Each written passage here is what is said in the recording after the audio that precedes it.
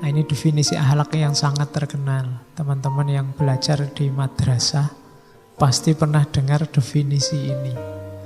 Meskipun biasanya di buku-buku akhlak itu ditulis tok definisinya, tidak dijelaskan detail.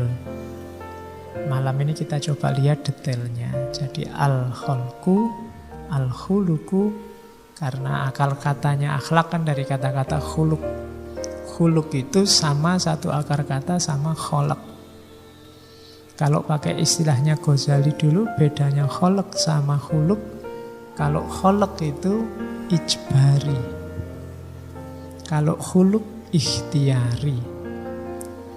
Kalau kholak itu sudah dikasih paten oleh Allah, sudah dipaket oleh Allah, kita tidak bisa apa-apa. Itu kholak. Kita lahir di Jogja, kita rambutnya lurus apa keriting, kulitnya hitam apa putih, itu sudah paketan.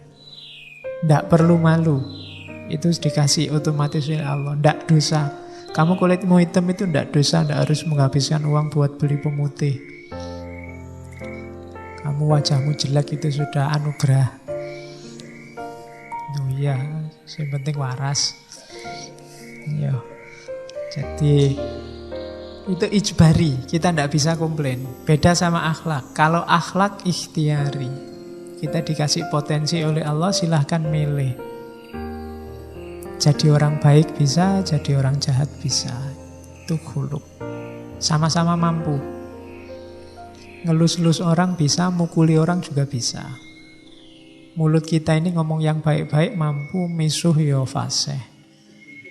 Jadi bisa, kamu tinggal milih dari mulutmu keluar yang seperti apa, bisa. Nah, al-khuluqu itu halun lin nafsi, berarti kondisi jiwa. Jadi berarti dia hal, bukan pertama-tama praktek. Jadi kalau moral kan bayangan kita kejujuran macam-macam, enggak. Itu pertama kondisi jiwa. Kondisi jiwa yang mendorong perilaku da'iyatan laha ila af'aliha. Mendorong perilaku yang min ghairi fikrin wala ruwiyatin, tanpa difikirkan dan tanpa dipertimbangkan dulu. Kenapa tidak pakai difikir? Karena sudah otomatis.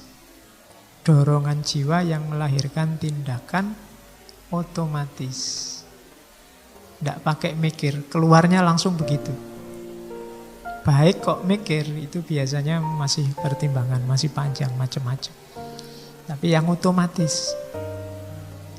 Jadi dimintai tolong kok sebentar ya, tak pertimbangkan dulu. Ini untungnya apa bagiku, biasanya begitu. Tapi kalau otomatis nggak usah diminta, langsung tak tolongin kamu. Nah itu biasanya itulah yang disebut akhlak. Jadi akhlak baik itu ada dalam jiwa, tidak dalam perilaku. Meskipun manifestasinya perilaku. Min ghairi fikrin wala ruwiyatin berarti tidak difikir, tidak dipertimbangkan. Jadi definisinya al-khuluqu halun lin nafsi da'iyatan laha ila af'aliha. Maka parameternya akhlak bukan citra, sehingga orang yang jan-jane ndak apik tapi menampilkan perbuatan baik kita sebut pencitraan. Pencitraan itu kan tampilannya saja bagus, isinya ndak, bukan halun lin nafsi. Jadi akhlak beneran itu halun lin nafsi, kondisi jiwa. Jadi yang digarisbawahi yang pertama jiwa yang mendorong tindakan yang tanpa difikir mendalam, otomatis keluar. Itu berarti akhlak. Orang yang jiwanya jujur, otomatis saja akan keluar kejujuran itu, tanpa harus dirancang-rancang, direncanakan. Terus, tujuannya akhlak. Kita belajar akhlak itu tujuannya apa? Karena tadi akhlak itu pendidikan jiwa untuk melahirkan tindakan spontan berarti melatih jiwa, membiasakan jiwa untuk terbiasa dalam kebaikan. Itu tujuannya pendidikan akhlak. Jadi biasakan dirimu dalam kebaikan. Upayamu membiasakan diri dalam kebaikan itulah pendidikan akhlak. Jadi mendidik akhlak, bukan diceramai. Kenapa kok pendidikan akhlak itu di sekolah ada, pendidikan moral ada. Di sekolah-sekolah, di pondok-pondok pesantren, di lembaga-lembaga biasanya ada pendalaman moral lah, pelatihan SQ dan macam-macam. Tapi kok rasanya masih banyak orang yang tidak mengutamakan moral. Karena cuma diceramai. Cuma dikasih tahu, tidak dibiasakan. Pendidikan moral yang bagus itu pembiasaan. Pembiasaan apa? Kalau di situ pembiasaan dalam kebaikan.